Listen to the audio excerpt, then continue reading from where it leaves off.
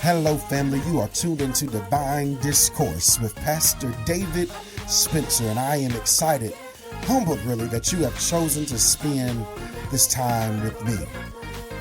Let the discourse begin.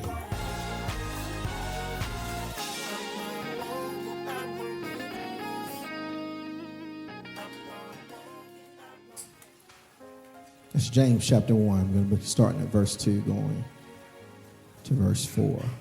I will be reading from the New King James Version. James chapter 1, verse 2 through 4. My brethren, count it all joy when you fall into various trials, knowing that the testing of your faith produces patience. But let patience have its perfect work, that you may be perfect and complete, lacking nothing. For a topic I would like to speak from this morning is count it all joy. Count it all joy.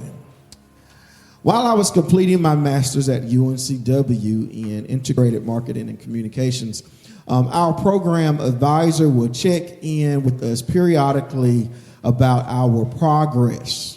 She wanted to know how we were doing.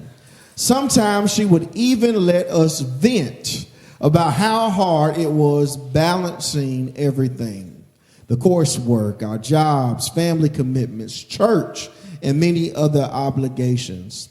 Some of the students would even express all of this as just too much. And they would say, hey, I think I want to quit. Like a good advisor, she would listen to our problems and let us express our concerns. But after a while, she would interrupt our venting session with this saying, keep the small things small. You got to keep the small things small. It was her way of reminding us that this stretching that we were experiencing, this stretching that we were feeling, it was all a part of the process. She would say the stretching is by design. She would tell us that if you are not being stretched a little bit, then this would not be worth it. The fact that you are being stretched at all tells you everyone cannot do this. Everyone cannot sit where you are seated. This experience has to stretch you so you can come out better on the other side of it. She will remind us, you all signed up for this. You gave us permission to stretch you. She even had the audacity to say, Sister Tiffany, when you graduate, you will call us back and you're going to thank us that we stretched you. She would always conclude the conversation with, you got to keep the small things small. She was telling us that some things are beyond your control, and there is not much you can do about the things that you cannot control. But make sure the things that you can control, you keep small. She was saying, all right, she would ask her, have you read the text? Are you spending your time wisely? Are you planning when you're going to do your activity? Are you talking to your fellow students, drawing strength from your shared experience? She would say, keep the small things small. And she would ask this question, and it was my favorite. She would say, are you intentional about your attitude? She said, your emotions, your demeanor, your attitude, all of this is up to you. And if you want to get to the other side of this course, of this program, you must have the right attitude if you want to find success. Now, she would always focus the conversation with keep the small things small. But there was this one instance when I heard God whisper in my ear. He said, David, I am God. So everything is small in comparison to me. Now, we serve a big God, so everything that we encounter is small in comparison to him. So even though we were in class discussing our problems and voicing our concerns with our advisor, the church boy in me got a little happy because God had joined the conversation. He reminded me in that moment that all things work together for my good because I love him, and most importantly, he loves me. And even though you feel like you are being stretched, you feel like it's all too much to bear, when you feel like you want to quit, God said, I'm going to use all of this, the good, the bad, the ugly, the indifferent. I will use all of it for your good. And because all of it is for your good, the text on this morning instructs us to count it all joy. Count it all of it, joy. James begins this dialogue with the believer by suggesting that whenever you are facing a trial of any kind, you should count it all joy. Now, James is not suggesting that trials are easy and that you won't get tired or you won't ever feel some pain in this journey called life. He is not suggesting that you will never get a little frustrated. But what he is suggesting that when trials knock at your door, you have a decision to make about your response. Joy is a decision. You must be intentional about choosing joy. You must be intentional about finding joy in every situation. When trials knock at your door, your answer has to be joy. Instead of count it all joy, some translations use the word consider. Consider it all joy.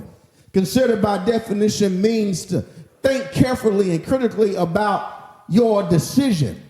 The word consider is also translated to mean command. I must command my mind. I must command my thoughts. I must command my emotions. I must command my attitude to have joy. I choose joy. I find joy. I pursue joy. Joy has to be my response. When I begin to tally it up, when I begin to count up the cost and count up my experience, when I weigh it all out, everything, the good, the bad, the ugly, the indifferent, all of it has to be put in the column labeled joy. Joy is an intentional decision. Now, to help us arrive at this decision, we need to fully understand that there is a difference between happiness and joy. There's a distinct difference between happiness and joy. Happiness is my response to the circumstance, but joy is my state of mind. Listen, there's nothing wrong with being happy, but happiness depends on external factors. If we're being honest, no one is happy all of the time.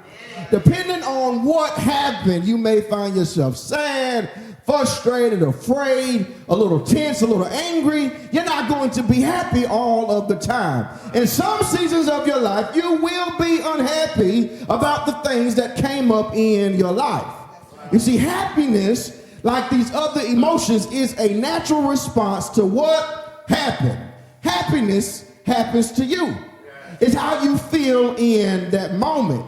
You are a human. There's a human side to all of us. So you're going to have feelings and emotions about the moment. But one moment cannot dictate how you feel about the entire experience. One moment of sadness cannot remove all of the joy from your life. For this reason, James did not say, count it all happiness. He said, count it all joy.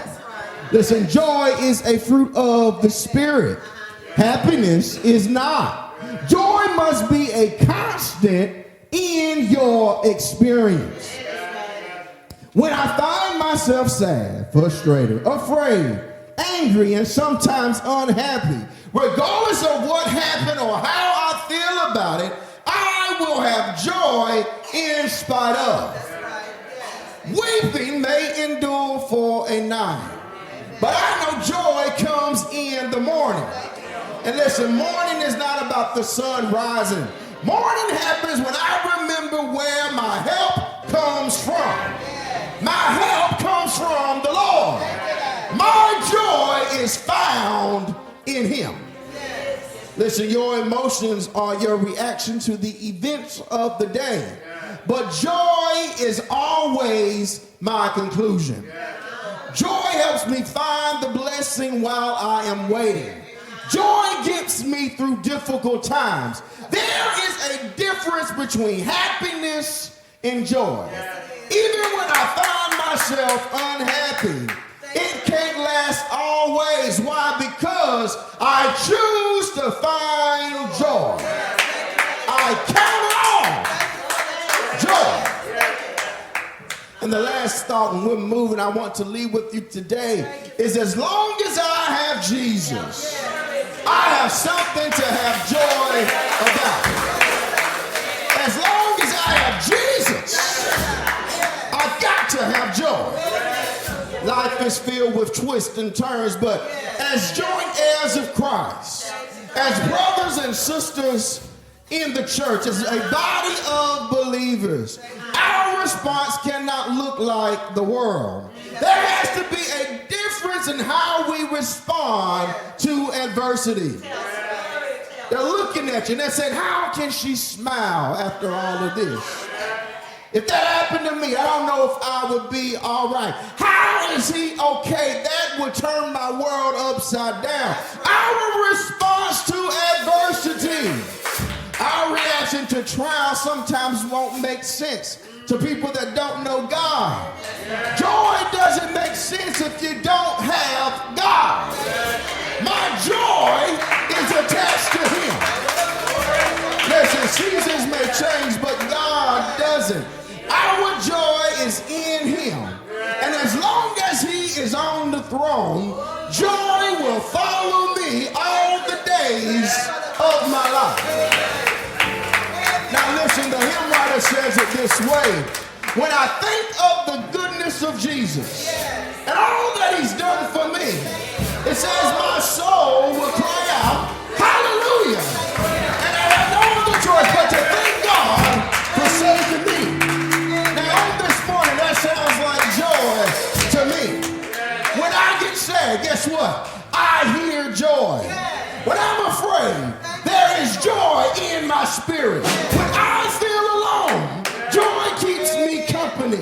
When I need peace in my mind, joy is there to comfort me. Joy is there to surround me. We are alive and breathing. That is something to have joy about. The blood is still flowing in our veins. God didn't let us die in our midst. That is a reason right there to have joy. Joy, unspeakable joy. It's not going to always make sense. It's not going to always be easy, but you got to pursue joy. Listen, I should be crying, but I still have joy. I should have lost my mind, but I still have joy. I should be defeated. The enemy should have took me out, but God gave me the victory. I still have joy. When the situation is not what we hope for, when it's not what we expected it to be, I remind myself that God is still God. And here it is, God is still in control, and God is still in charge. I find joy in knowing that He is concerned about me. And because God is at the center of it all, I can count it all. Not something, not the things that feel good, but even the things that bother me. I can count it all joy because God is with me. When I add it all of it is joy. I can't find joy in temporary things. My joy isn't found in the world. And they used to say it this way, this joy that I have, the world, they didn't give it to me. And so what that means is this old world, no matter what they throw my way, the world can't take my joy. My life belongs to God. So I have no other choice to trust him. I love him. And he loves me. He is concerned about me. His grace and his mercy, it follows me. So whatever comes my way, I gotta be steadfast in my decision. I gotta command my body. I gotta command my hands. When I don't feel like praising God, I gotta lift up my voice and open up my mouth and say, I will bless the Lord at all times. And the praise will continually be in my mouth. When I add it all up, every experience, every chain, everything, every heartbreak, everything that happened, I gotta say, God, you used that thing to make me better. I came out on the other side better. And what's great about God is when we look around, if I was to pass this mic, you all got a story, you all been through a thing, but on this morning, I'm here to tell you, you don't look like what you've been through. You don't look like what you've been through. You got a testimony. I see testimony. I see blessings. I see the peace of God on your lives. And so that's something to have joy about. He didn't let the trial, he didn't let the experience, he didn't let the pain, he didn't let the hurt, he didn't let the crying at night take you out. The devil came to steal, kill, and destroy, but God said, nah, I am the author of it all. And for that reason, we can still have joy. Do you have joy on this morning? Amen. I was talking to my wife earlier this week, and I said, hey, so I think I want to do an altar call on Sunday. And Deacon walked over to me today, and he said, hey, you think you want to do an altar call? I said, Hey family, thank you for tuning in to Divine Discourse with Pastor David Spencer. I hope it was time well spent and that something was said that touched your life. Until we meet again, I speak blessings over you, your family, and everyone connected to you. Be blessed.